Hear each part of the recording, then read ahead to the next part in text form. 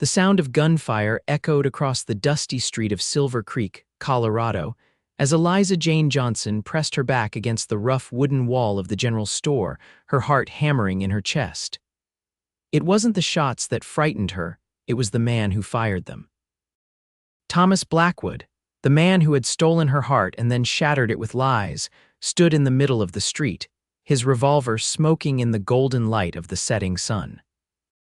The year was 1877, and Eliza had just learned that everything she believed about her first love had been built on deception. "Come out, Eliza," Thomas shouted, his voice slurring from whiskey. "We ain't finished talkin'." Eliza's fingers trembled as she clutched her shawl tighter around her shoulders. At 22, she had already endured more heartbreak than most women twice her age. 3 days ago, she had discovered that Thomas wasn't the cattle investor he claimed to be, but a notorious bank robber with a price on his head in 3 territories. Worse still, he had been planning to use her father's ranch as a hideout for his gang, Miss Johnson. A hushed voice came from behind her. Eliza turned to see Xavier Evans, a tall cowboy with sun-weathered skin and earnest hazel eyes. At 26, he worked as the foreman on her father's ranch. "This way," he whispered, gesturing toward the alley behind the store. Without hesitation, Eliza followed Xavier through the narrow passage between buildings. She had known him for nearly a year, but had barely exchanged more than pleasantries with the quiet man who kept mostly to himself, focusing on his work rather than socializing with the other ranch hands. "My horse is behind the livery," Xavier explained, his voice low and steady despite the chaos around them. "We need to get you home before Blackwood causes any more trouble."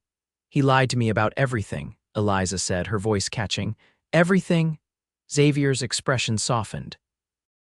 "I know, Miss Johnson, but right now we need to focus on getting you to safety." They reached Xavier's chestnut gelding and he helped her mount before swinging up behind her. As they rode out of town, Eliza could still hear Thomas shouting her name, his angry voice carrying on the wind. "Thank you," she said softly as they put distance between themselves and Silver Creek. "I don't know what would have happened if you hadn't been in town today." "I give you my word, Miss Johnson," Xavier replied, his voice resolute. "I will be truthful with you every day of my life." "You deserve nothing less." Something in his tone made Eliza turn slightly to look at him, but his expression revealed nothing more than concern and determination. Little did she know that those words would come to mean everything to her in the months ahead. The Johnson Ranch sprawled across 500 acres of Colorado territory, with mountains rising majestically in the distance. Samuel Johnson had built it from nothing after moving west from Pennsylvania 15 years earlier, following the death of his wife. He had raised Eliza alone, teaching her everything from animal husbandry to business ledgers. As Xavier and Eliza approached the ranch house, Samuel burst through the front door, rifle in hand. "Eliza, thank the Lord," he exclaimed, hurrying down the porch steps to help his daughter dismount. "Word reached us about Blackwood causing trouble in town. Papa, everything he told us was a lie," Eliza said, fighting back tears. "He's wanted in Wyoming, Colorado, and New Mexico." Samuel's weathered face hardened. "That scoundrel won't set foot on this property again, I promise you that." He turned to Xavier.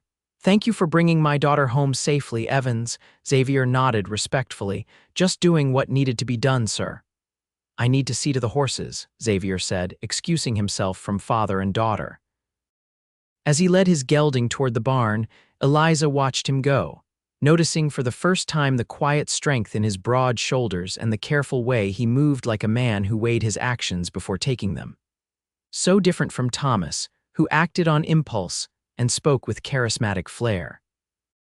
That night, Eliza couldn't sleep. She sat by her bedroom window staring out at the moonlit pastures. The ranch had always been her sanctuary, but now even that felt tainted by Thomas's deception. He had walked these grounds, dined at their table, and all the while plotted to use them for his criminal activities. A movement caught her eye: Xavier, walking the perimeter of the property, rifle in hand. He was keeping watch, she realized, protecting them. The simple act of devotion touched something deep within her, Morning came with the news that the sheriff had arrested Thomas Blackwood after he'd passed out drunk at the saloon. The relief Eliza felt was tempered by humiliation. Everyone in Silver Creek now knew she had been courted by a criminal, that she had been foolish enough to believe his silver-tongued promises. 2 weeks passed.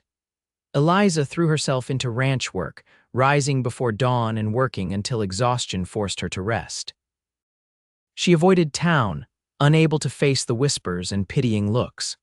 Xavier kept a respectful distance but was always nearby, a steady presence she found herself increasingly grateful for. One evening, as Eliza was checking on a pregnant mare in the stable, Xavier entered carrying a lantern. "Evening, Miss Johnson," he said, hanging the lantern on a hook. "Thought I'd check on Willow before turning in." "She's restless tonight," Eliza replied, stroking the mare's neck. "I think it might be soon." Xavier nodded, standing on the other side of the stall. "Your father mentioned you've helped birth nearly every foal on this ranch since you were 12. Eliza smiled despite herself. "My first was a difficult breach. Papa was away selling cattle. I was terrified, but there was no one else." "You saved both mare and foal," Xavier stated, not a question but an acknowledgement. "How did you know that?"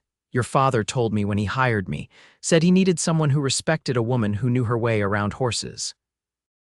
Said his daughter was the best horsewoman in the territory, and anyone who couldn't accept that needn't apply." Eliza felt her cheeks warm. "Papa exaggerates." "I haven't found that to be true," Xavier replied simply. Their eyes met over the mare's back, and something shifted in the space between them, something new and fragile. The moment was broken by Willow's sudden whiny. The mare dropped to her knees, sides heaving.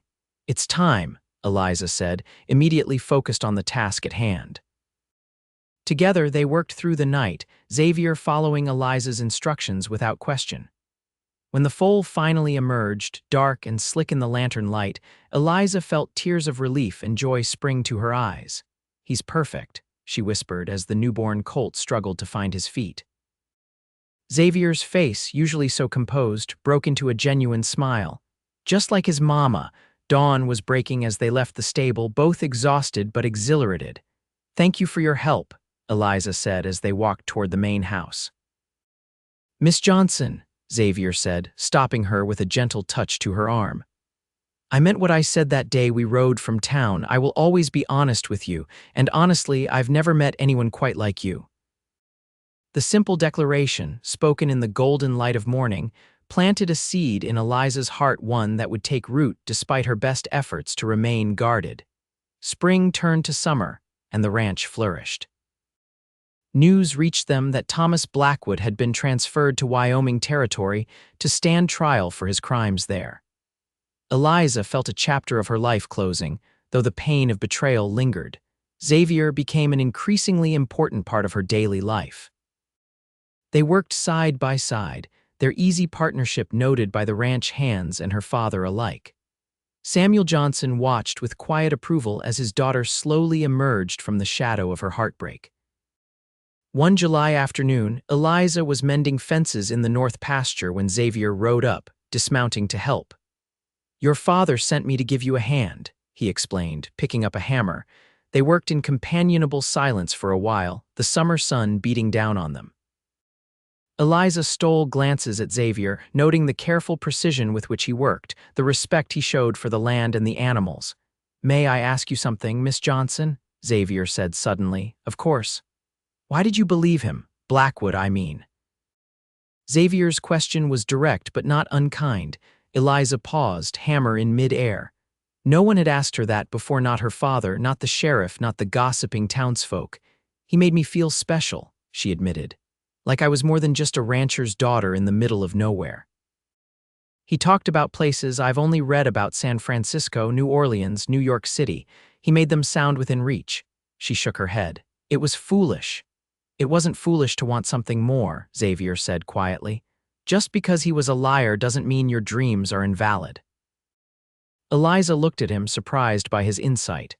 "Have you been to those places?" Xavier shook his head. "No, madam. Furthest east I've been is Kansas City, but I've read about them. I have books if you'd like to borrow them sometime." "You read?" The question came out more surprised than she intended. Xavier's lips quirked in a half-smile. "Don't let the calluses fool you, Miss Johnson. My mother was a schoolteacher before she died. She taught me the value of words." Eliza felt herself reevaluating the quiet cowboy yet again. "I'd like that to borrow your books." That evening, Xavier brought her 3 well-worn volumes, travel accounts of San Francisco, New Orleans, and Boston. Eliza traced the covers with reverent fingers. "These were my mother's," Xavier explained. "She never got to see these places either, but she used to say that books let you travel without leaving home." "Thank you for sharing them with me," Eliza said, touched by the personal nature of the loan. "There's a whole world out there, Miss Johnson. Blackwood didn't lie about that. He just lied about being the one who could show it to you." Their eyes met, and Eliza felt a flutter in her chest that both thrilled and terrified her. August brought a terrible drought. Streams dried up, cattle grew thin, and tempers frayed under the relentless sun. Samuel Johnson fell ill with heat sickness, leaving Eliza and Xavier to manage the increasingly desperate situation. "We need to drive the herd to the southern pasture," Xavier suggested as they pored over a map in the ranch office. "There's still water in the creek there." "That's 10 miles across open country in this heat," Eliza said, concern evident in her voice. "We'd need every hand we have and then some." "I know some men in town looking for work. Good men," Xavier assured her. "With your father's permission, I could hire them temporarily." Eliza nodded. "Do it. I trust your judgment." Xavier looked up sharply at her words, searching her face. "That means a lot coming from you, Miss Johnson. After everything that's happened, I think you can call me Eliza," she said softly. "Eliza," he repeated, her name sounding different, special, in his deep voice. The cattle drive was grueling. Even with the additional hands Xavier had hired, they struggled against the blistering heat and the increasingly desperate cattle. By the 3rd day, they were all exhausted, dust-covered, and short-tempered. Late afternoon on the 4th day, disaster struck. A rattlesnake spooked the lead steer, and within moments, they were facing a stampede. Xavier shouted orders, directing the cowboys to flank the herd and turn them. Eliza, riding point with Xavier, saw the danger before anyone else, a steep ravine directly in the path of the panicked cattle. Without hesitation, she spurred her horse forward, racing ahead of the herd. Xavier called out to her, but she couldn't turn back. Someone had to head them off before they reached the ravine. Heart in her throat, Eliza pushed her mare to her limits, cutting in front of the lead steer and forcing him to veer right. For a terrifying moment, she thought the massive animal would plow right through her, but at the last second he turned and the rest of the herd followed. When the dust settled, Eliza found herself trembling with adrenaline and relief. Xavier rode up, his face a mask of controlled fear. "That was the bravest and most foolhardy thing I've ever seen," he said, voice tight. "We couldn't lose the herd," Eliza explained, still breathless. "And I couldn't lose you," Xavier replied, the words escaping before he could stop them. The admission hung in the air between them, too honest to take back, too important to ignore. That night, as they made camp by the southern creek, the herd finally safe and watered, Xavier found Eliza sitting alone by the fire, long after the other hands had turned in. "May I join you?" He asked quietly. She nodded, and he sat beside her, close enough that she could feel the warmth of him in the cool night air. "I meant what I said earlier," Xavier said after a long silence. "The thought of you being hurt." He trailed off, staring into the flames. "Why do you care so much?" Eliza asked, needing to hear him say it. Xavier turned to face her, his expression open and vulnerable in a way she had never seen before. "Because somewhere between mending fences and birthing foals, I fell in love with you, Eliza Johnson. I didn't plan it, and I certainly don't expect you to feel the same, especially after what Blackwood put you through. But I promised you honesty, and that's the honest truth." Eliza felt tears spring to her eyes, not from sadness but from the sheer relief of hearing words spoken with such clear sincerity. "I'm afraid," she admitted. "I trusted before and I was so wrong." "I know," Xavier said softly, "and I would wait forever if that's what you needed. But I want you to know that my feelings are real and they're not going anywhere." Eliza reached out, tentatively placing her hand over his. "Thank you for being patient with me." The cattle drive ended successfully. the herd settling into the southern pasture where they would remain until the drought broke. Upon their return to the ranch, they found Samuel Johnson recovered and waiting anxiously for news. "You did it," he said proudly when Eliza reported that not a single head of cattle had been lost. "I knew you would. We did it," Eliza corrected, glancing at Xavier. "I couldn't have managed without him." Samuel nodded, eyes shrewd as they moved between his daughter and his foreman. "Evans, might I have a word in private?" As Xavier followed Samuel into his study, Eliza felt a flutter of nervousness. Her father was perceptive, and she had no doubt he had noticed the change in her relationship with Xavier. That evening, Xavier asked Eliza to walk with him to the old oak tree that stood on a small rise overlooking the ranch. The sun was setting, painting the sky in brilliant golds and pinks. "Your father and I had an interesting conversation today," Xavier began, his usual composure tinged with nervousness. "Oh," Eliza tried to sound casual, though her heart was racing. "I asked for his permission to court you properly." Xavier turned to face her, taking both her hands in his. "He said the decision was yours alone, as it should be." Eliza looked up at him, at the earnest face that had become so dear to her. "And if I say yes, then I will spend every day showing you that honest love is worth the risk," Xavier promised. "I can't offer you the excitement of a notorious outlaw or tales of far-off places I've never seen, but I can offer you truth, respect, and a heart that will never betray you." Eliza thought of Thomas Blackwood, of his charming lies and empty promises. Then she thought of Xavier, steady, honorable Xavier, who had never once made a promise he didn't keep. "Yes," she said simply, "I would like that very much." The kiss they shared beneath the oak tree was gentle, a promise rather than a passion, but it filled Eliza with a warmth that Thomas's most ardent embraces never had. Fall came to Colorado, turning the aspen trees to gold and bringing blessed rain to the parched land. Xavier courted Eliza with thoughtful gestures rather than grand ones, wildflowers left on her saddle, a handcrafted bookshelf for her growing collection of novels, quiet conversations under starlit skies. In October, news reached Silver Creek that Thomas Blackwood had escaped custody while being transported to prison. For days, Eliza jumped at every sound, fearful that he would return to seek revenge. "He won't come here," Xavier assured her as they sat on the porch one evening. "He's not fool enough to return to a place where everyone knows his face."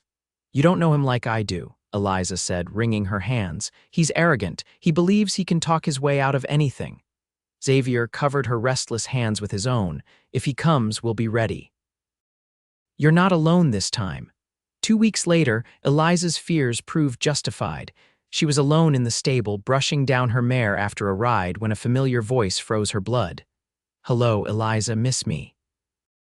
Thomas Blackwood stood in the stable doorway, thinner than she remembered and with a dangerous glint in his eyes that she had once mistaken for excitement.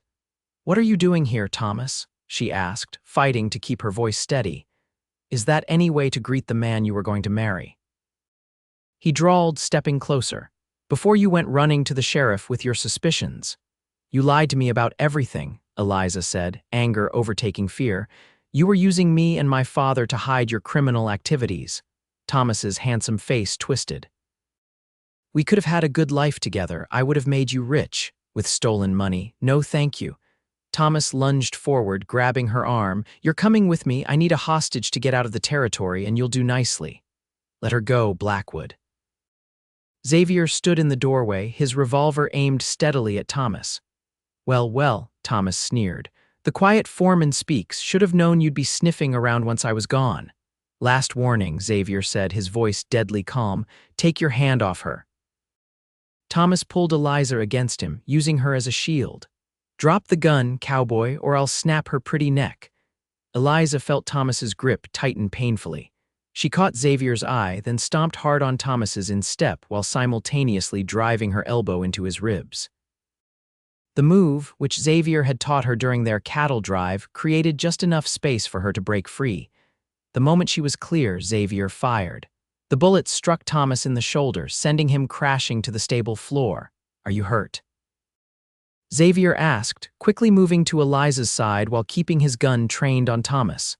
No, she assured him, though she was shaking. I'm all right. Sheriff Mills and his deputy arrived shortly after, alerted by the gunshot. They took the wounded Thomas into custody, promising that this time he would not escape justice. That night, after the excitement had died down and Thomas had been safely locked away in the Silver Creek jail, Xavier found Eliza sitting on the porch steps, wrapped in a blanket despite the relative warmth of the evening. "Cold?" he asked, settling beside her. "Just processing," she replied. "For months I've been afraid of him coming back, afraid of facing him again, but when he was actually there..." She paused, searching for the right words. "I realized he doesn't have power over me anymore. I'm not the same girl who believed his lies." Xavier nodded, understanding in his eyes. "You're stronger than you know, Eliza Johnson. Because of you," she said softly. "You showed me what real strength looks like, not with grand gestures or pretty words, but with everyday honesty and quiet devotion." Xavier reached for her hand, entwining their fingers. "I have something for you," he said, reaching into his pocket with his free hand. He pulled out a simple silver ring with a small turquoise stone. "It was my mother's." Eliza's breath caught as Xavier slid from the step to kneel before her. "Eliza Johnson, I promise to be truthful with you every day of my life, and the truth is I want to spend all those days with you. Will you marry me?" Tears filled Eliza's eyes as she nodded. "Yes," she whispered. "Yes, I will." The news of Thomas Blackwood's recapture and subsequent transfer to federal custody traveled quickly through the territory. By the time winter settled over Silver Creek, his name was rarely mentioned, becoming just another cautionary tale among many in the West. Eliza and Xavier were married on Christmas Day, 1877, in the small church in Silver Creek. The same townsfolk who had whispered behind Eliza's back after Thomas's deception now filled the pews, genuinely happy for the young couple who had overcome so much.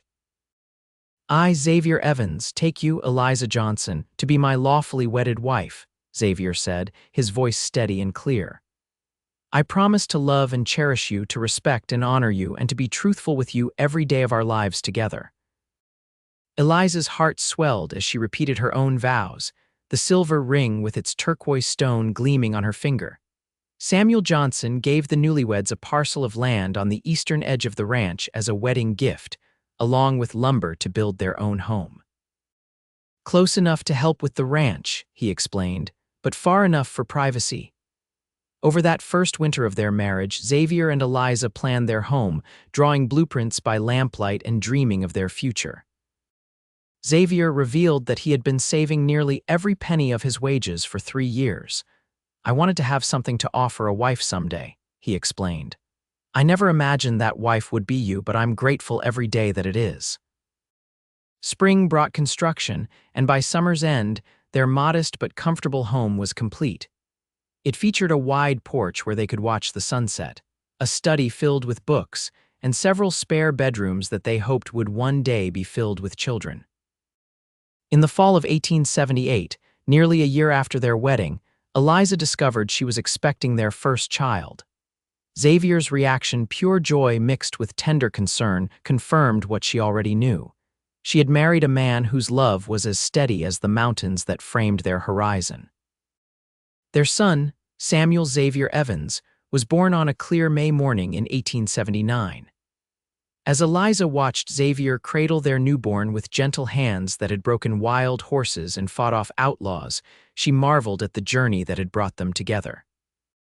"He's perfect," Xavier whispered, echoing the words they had shared that night in the stable when Willow's foal was born. "Just like his father," Eliza replied, reaching up to touch Xavier's face. Xavier leaned down to kiss her forehead. "I love you, Eliza Evans. Thank you for trusting me with your heart." "It was the best decision I ever made," she said honestly. As their son grew, so did the Evans family's reputation in Silver Creek.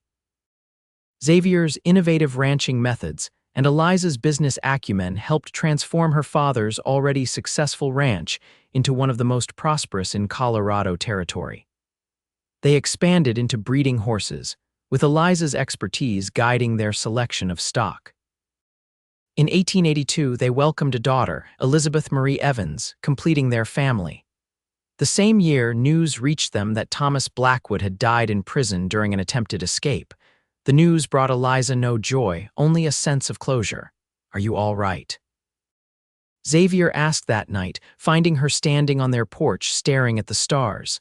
"I'm thinking about how different my life would have been if I had married him," she admitted. "I would have been living a lie, always waiting for the other boot to drop." Xavier wrapped his arms around her from behind, resting his chin on her shoulder. "You deserved better than that." "I got better than that," she said, turning in his arms to face him. "I got you." 10 years after they first met, Eliza and Xavier stood under the old oak tree where he had first asked to court her. Their children played nearby, their laughter carrying on the summer breeze. "Do you ever regret it?" Xavier asked suddenly. "Staying here instead of seeing those cities you dreamed about," Eliza considered the question seriously. "Sometimes I wonder what they're like," she admitted. "But no, I don't regret our life. Besides," she added with a smile, "you promised me truth, not travel." Xavier's face grew thoughtful. "What if we could have both?" "What do you mean? Samuel is old enough now, and your father has been talking about stepping back from daily operations. What if we took a trip? San Francisco first, maybe, then New Orleans next year." Eliza's eyes widened. "Are you serious?" "Absolutely," Xavier nodded. "You should see the places you've read about. We'll take the children, make it an adventure." Eliza threw her arms around her husband's neck. "Have I told you lately that I love you, Xavier Evans?" "Every day," he smiled, "but I never tire of hearing it." As the sun set over their ranch, casting long shadows across the land they had nurtured together, Eliza reflected on the journey that had brought her to this moment. Thomas Blackwood's lies had nearly destroyed her faith in love, but Xavier's steady truth had restored it, day by patient day. "I'll be truthful with you every day of my life," he had promised, and in the decades since, he had never broken that vow. In a land where men's words often blew away like tumbleweeds in the wind, Xavier Evans had planted his promises deep, rooting them in actions that grew stronger with each passing season. And in that truth, Eliza had found not just love, but a home more magnificent than any city she had dreamed of visiting, a home built on honesty, strengthened by respect, and filled with the kind of love that only grows richer with time.